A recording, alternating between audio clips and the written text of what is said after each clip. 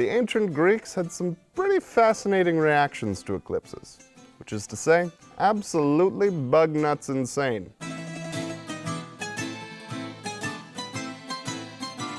The Greeks and eclipses go way back, to, like, ancient Greece. In fact, the word eclipse comes from the Greek Eclipses, meaning an abandonment or forsaking. They believed eclipses were a sign that the gods were upset with humans, so the sun was abandoning the earth. Now, it was also a Greek philosopher, Anaxagoras in the 5th century BC, who was the first to figure out that eclipses are just the sun casting the moon's shadow on the earth.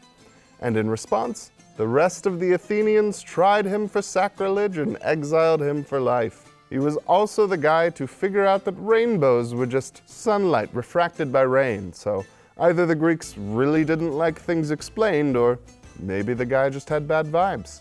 Have we considered that? It wouldn't take long after for the Greeks to be able to predict eclipses with some certainty.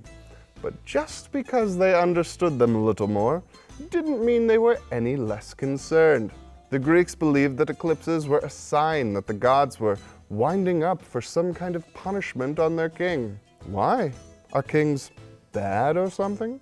And so it was the king's job to say, hey, I can outsmart the gods. So he'd choose a prisoner or a peasant or some other common rabble to be king for a day and take the hit. They must have thought it worked because I couldn't find any record of the Make a King recipient being struck by lightning.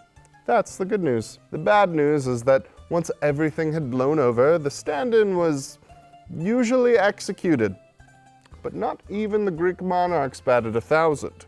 This tradition seems to have gone on during Alexander the Great's reign, with a few partial eclipses set for 323 BC. The switcheroo didn't take, and Alexander died of illness not long after.